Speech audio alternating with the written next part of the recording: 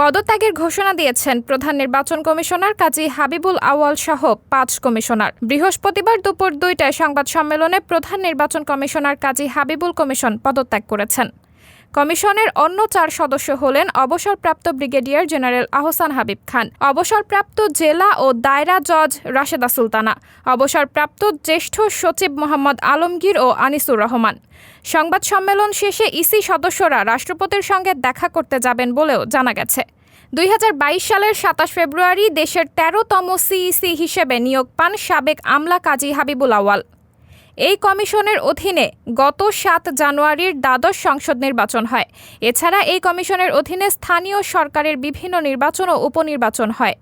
এর আগে গত ৫ আগস্ট ছাত্র জনতার গণ অভ্যুত্থানের মুখে শেখ হাসিনা সরকারের পতনের ঠিক ১ মাস পর নির্বাচন কমিশনাররা পদত্যাগ করলেন। পরদিন ৬ আগস্ট রাষ্ট্রপতি দ্বাদশ সংসদ ভেঙে দেন। সাবরিনা জলিল, সবার কথা।